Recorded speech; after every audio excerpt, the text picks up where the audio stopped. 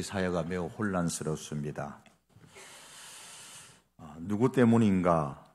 아마 여러분들이 질문을 하면은 각자 여러 가지 또 우리들 속에서도 나뉘어서 얘기할 것입니다.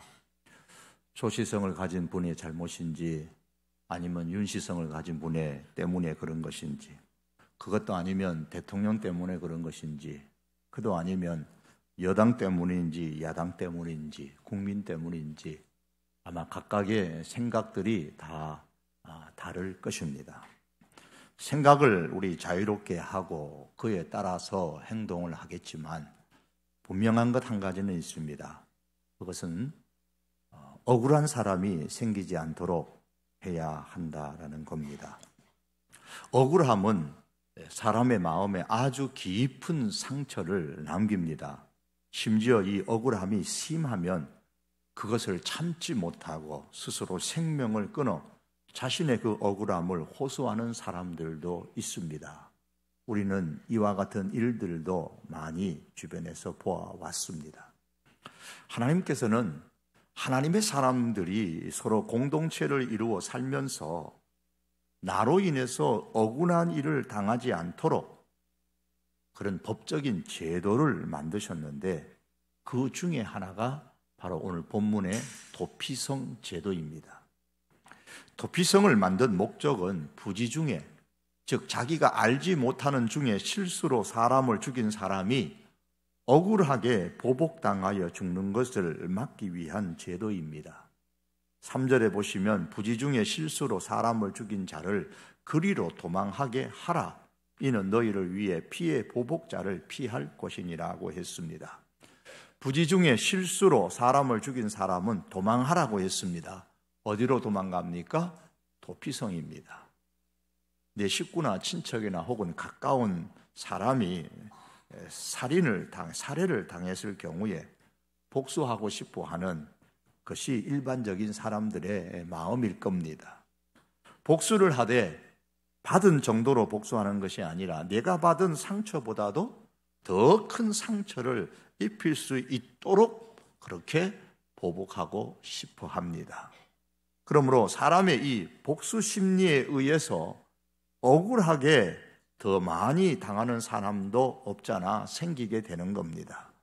이렇게 억울한 사람이 생기지 않도록 하기 위해서 만든 제도가 도피성 제도입니다. 그럼 이 도피성이 살인을 조장하는 것이 아닙니까? 도피성을 만드는 하나님이 살인을 묵인하는 것이 아닙니까? 라는 의문도 가질 수 있을 겁니다. 이 말씀대로 하면 오늘날 실수로 살인을 하거나 죄를 지으면 그럼 도망가도 되는 겁니까? 실수로 사람을 죽이면 도피성으로 도망가라고 했는데 내가 피할 곳으로 도망가면 되는 겁니까? 물론 아니지요. 구약 성경의 법에 의하면 하나님께서는 살인자는 두세 증인이 있을 경우에 반드시 죽일 것이라고 아주 요즘의 법보다도 더 엄하게 말씀을 하고 있습니다.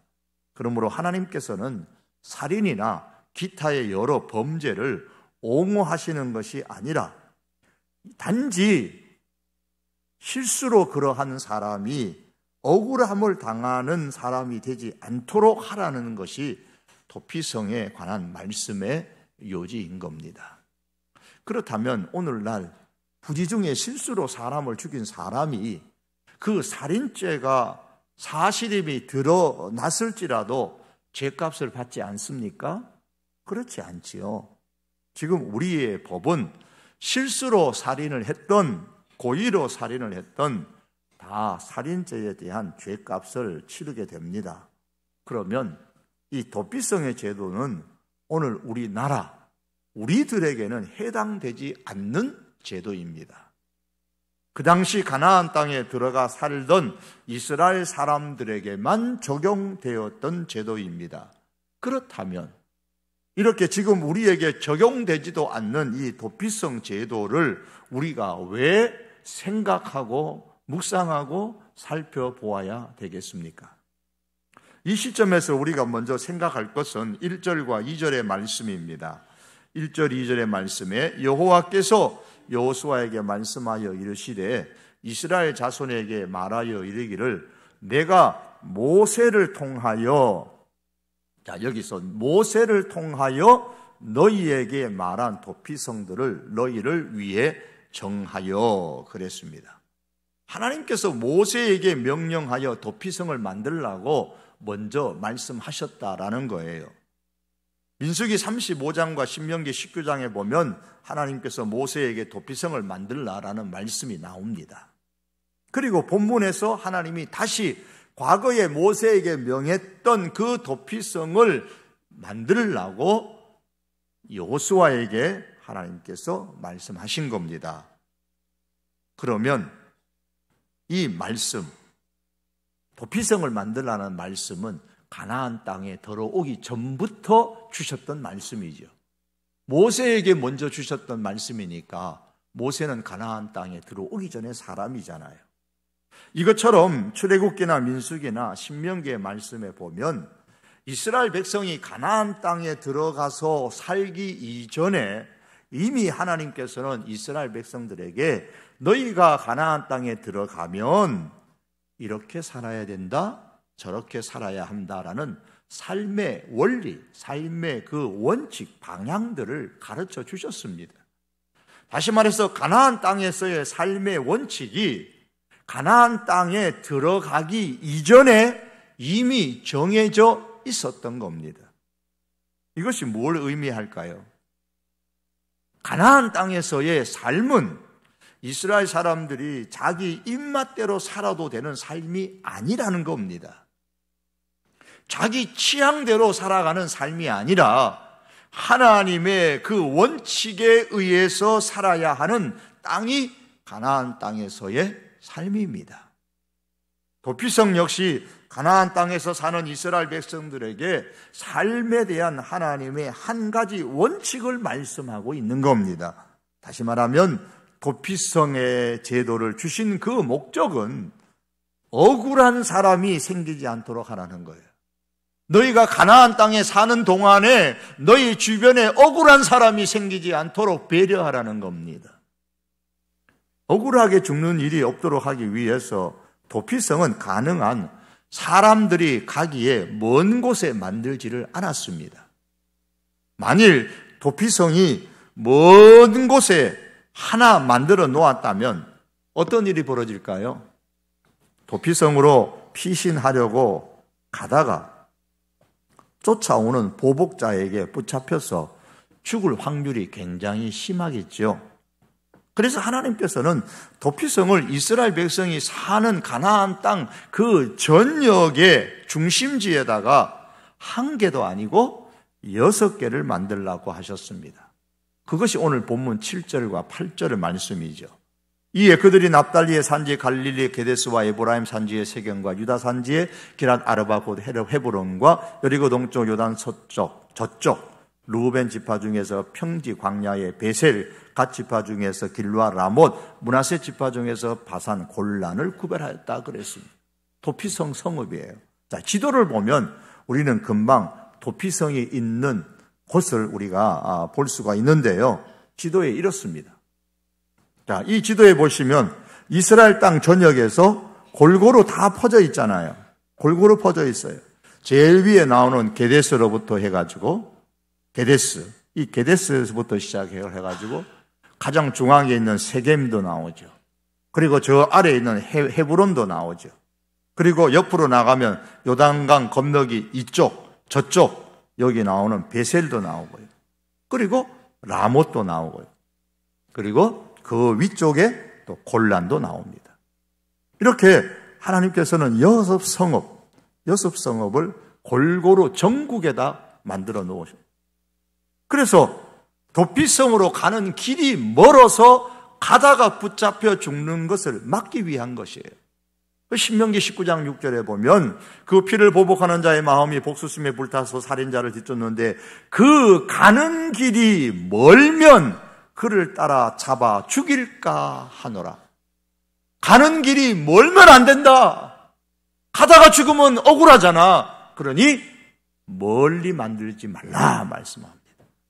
그리고 도피성으로 가는 길이 길이 제대로 안 닦여 있으면 가다가 뭐 바위가 떨어져 있고 길이 갈라져 있고 그러면 안 되잖아요. 그래서 항상 잘 닦아두라고 하셨습니다. 신명기 19장 3절에 길을 닦고 모든 살인자를 그 성읍으로 도피하게 하라 그랬어요.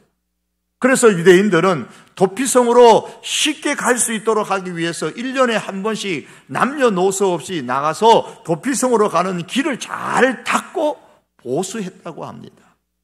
이 모두가 억울함을 당하는 사람이 가능한 없도록 하기 위한 하나님의 깊은 배려에서 나오는 겁니다. 그러므로 여러분, 우리는 그 당시에 이스라엘 백성들에게 도피성 제도를 주셨던 이 하나님의 마음을 헤아린다면 하나님을 믿는 사람으로 이 땅에서 지금 우리가 살아가면서 나의 행동을 통하여서 억울함을 당하는 사람이 일어나지 않도록 우리는 각별히 신경을 쓰고 배려를 해야 합니다.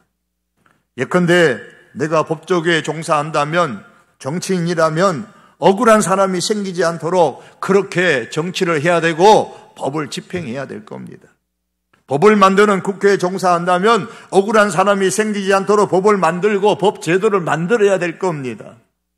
내가 건물주고 내가 집주인이면 또한 내 권리 때문에 내 집에서 살아가는 상인이나 내 집에서 살아가는 그러한 세입자들이 억울함을 당하지 않도록 해야 됩니다. 그 반대로 세입자의 권리를 주장하고 그것 때문에 또한 건물주나 또한 그 집주인의 억울함을 당하지 않도록 또 우리가 신경을 쓰고 배려를 해야 되는 겁니다. 성도가 사업을 할 때에 사업주도 억울하지 않아야 되겠지만 내 사업에 함께 종사하는 사원들도 억울함을 당하지 않도록 배려해서 일의 규정이나 시간이나 임금이나 이런 것들을 책정을 해야 될 겁니다.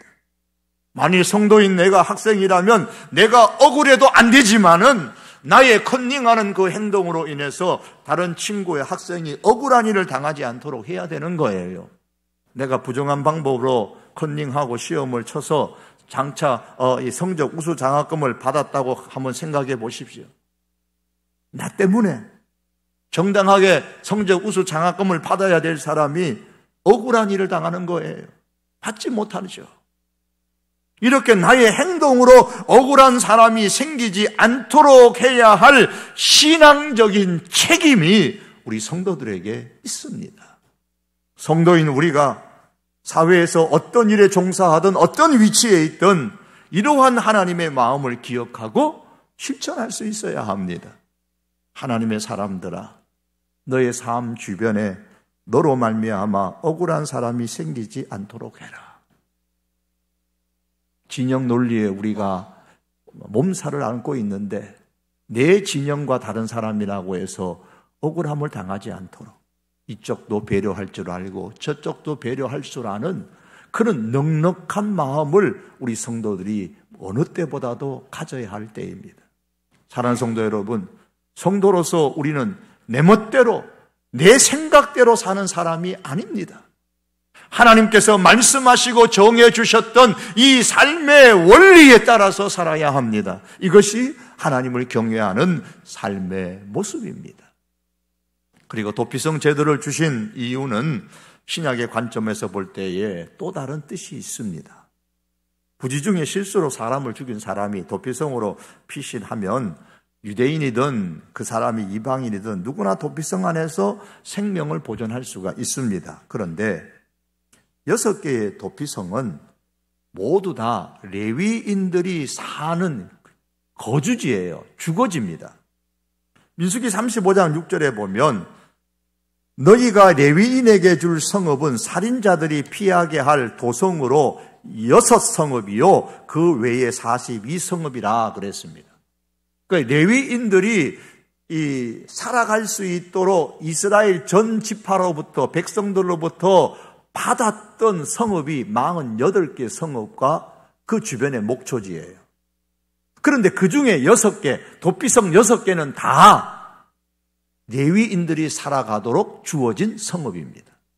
레위인들은 스스로 다른 지파 사람들처럼 기업을 경영하며 살아가는 사람들이 아니었기 때문에 다른 지파와 비교해 볼 때에 상대적으로 풍족한 삶을 사는 사람들이 아니었습니다. 그렇기 때문에 그런 도피성 안으로 도망와서 사는 사람들이 무슨 경제적으로 풍족하게 살았겠습니까? 그렇지 못했겠죠. 그리고 도피성 밖으로 나가면 보복자들에 의해서 죽을 수도 있기 때문에 밖으로 나가지도 못합니다. 따라서 도피성 안에서만 살아야 했으니까 그 생활이 감옥과 같이 갑갑하기도 했을 거예요. 실수로 살인을 했지만 그래도 살인자이기 때문에 도피성 안에 살면서 죄값을 치르도록 한 거예요. 그러면 얼마나 오랫동안 도피성 안에 살아야 됩니까? 몇 년을 살면 거기서 나갈 수 있나요? 대제사장이 죽을 때까지입니다.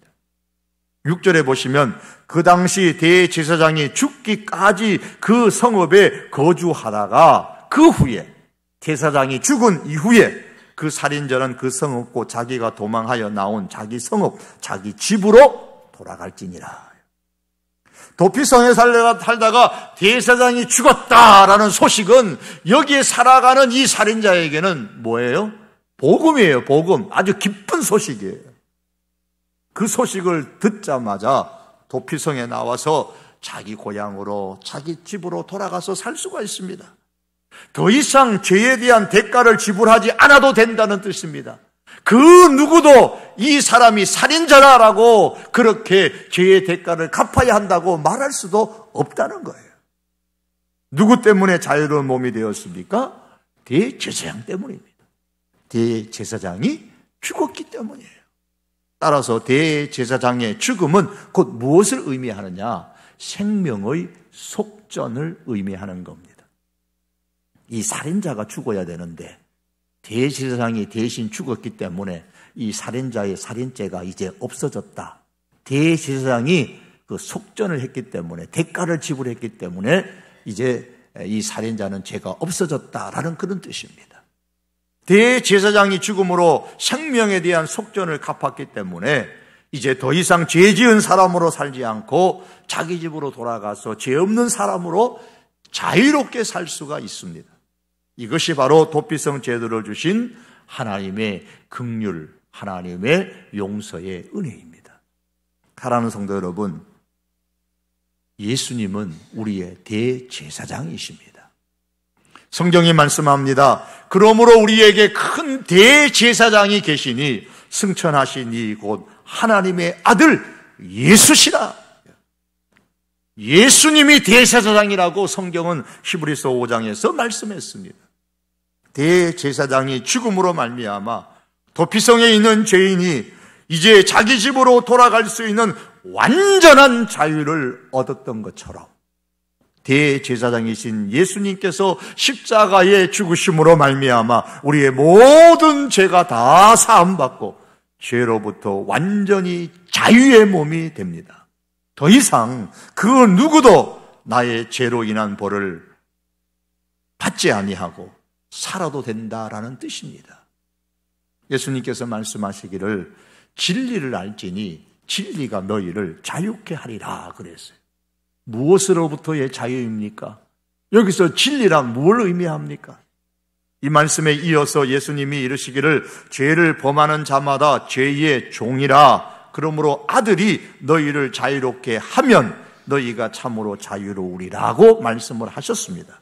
그러므로 이 앞뒤의 말씀을 연결시켜 보면 진리가 너희를 자유롭게 하리라는 말씀에서 진리라는 그 아들을 의미하는 거예요. 즉 예수님을 의미하는 것이고 자유라는 것은 죄로부터의 자유를 의미하는 겁니다. 다시 말하면 이 말씀은 예수님은 죄로부터 자유를 주시는 분이다라는 거예요. 이것을 잘 설명해 주는 그림이 바로 구약의 도피성에서부터 제사장이 죽음으로 자기의 집으로 돌아가는 그 그림인 겁니다. 사랑하는 성도 여러분, 예수님께서 나의 죄를 대신하여 십자가에 피 흘려 돌아가셨습니다. 생명의 속전을 대신 지불해 주셨습니다. 그러므로 예수님 안에 있는 사람은 영원히 죄로부터 자유롭습니다. 이 자유로 인해서 우리는 영원한 생명을 얻었습니다. 따라서 그 누구도 하나님으로부터 우리를 빼앗아 갈 자, 우리에게 복수할 자가 없습니다. 대제사장의 죽음의 소식을 듣고 집으로 돌아간 사람에게 그 어떤 원한을 품어서도 안 되고 그 어떤 보복자가 그를 죽여서도 안 되는 겁니다.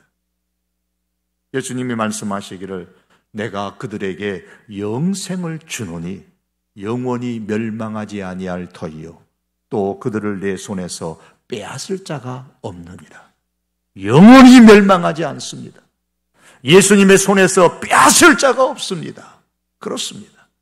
예수님 안에 있는 사람을 하나님께서는 반드시 끝까지 영원히 안전하게 그 생명을 보존하십니다.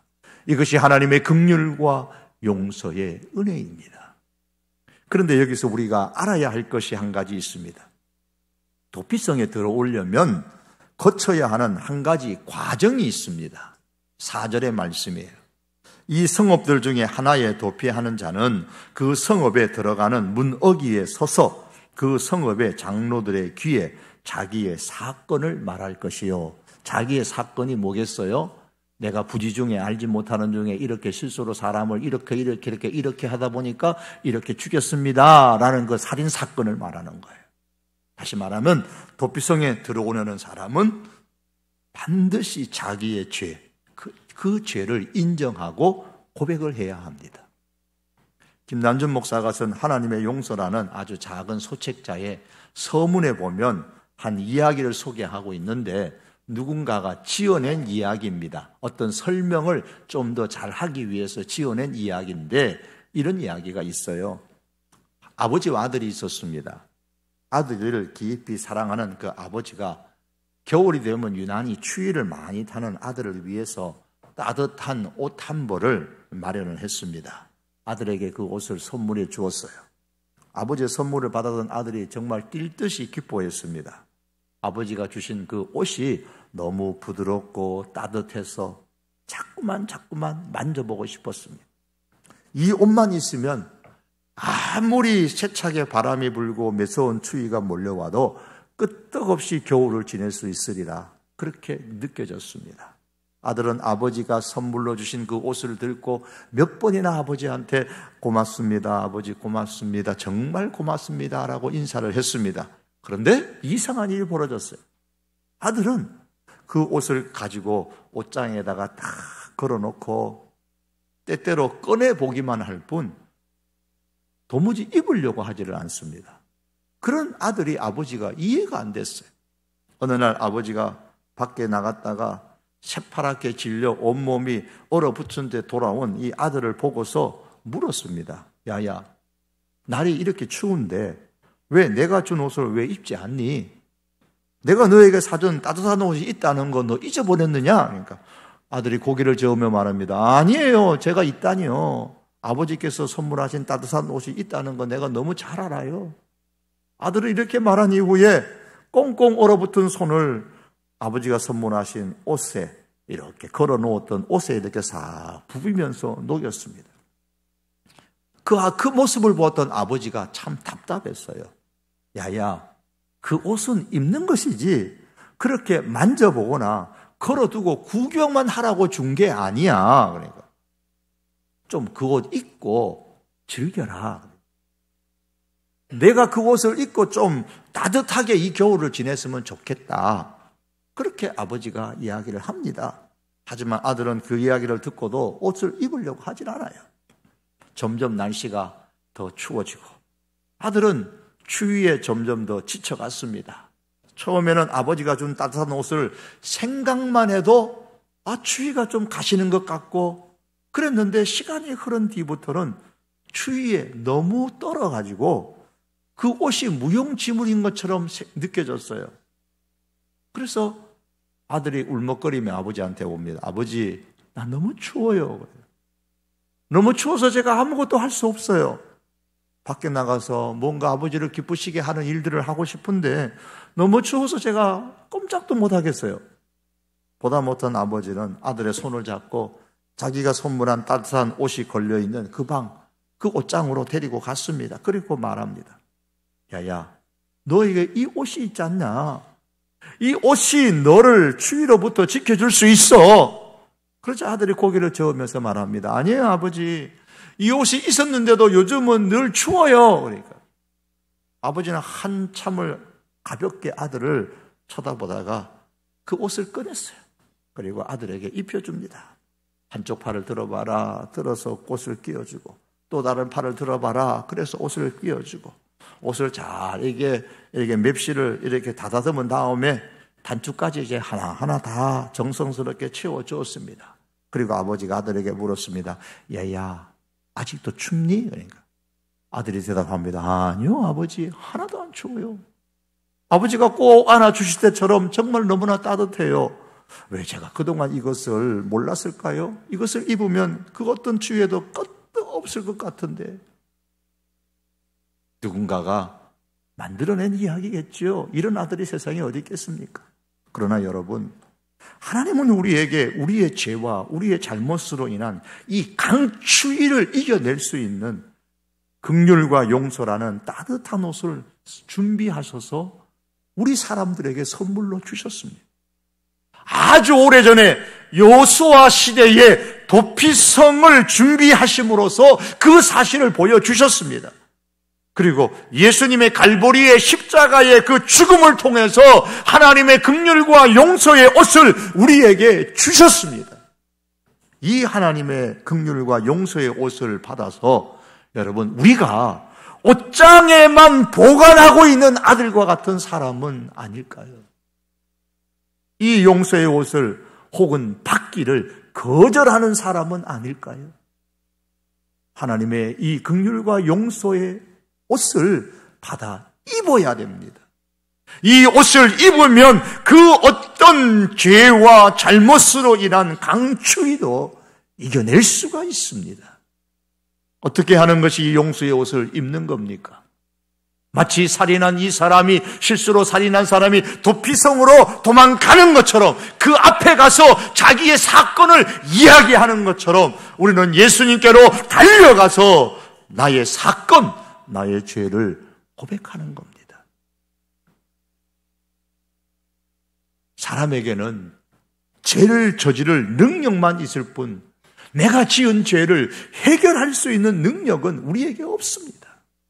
그것을 아시기에 하나님은 우리에게 대제사장이신 예수님을 보내주셨습니다. 그것을 아시기에 하나님은 죄로부터의 자유함을 주시기 위해서 생명의 속전으로 예수님을 갈빌리 십자가에서 죽게 하셨습니다.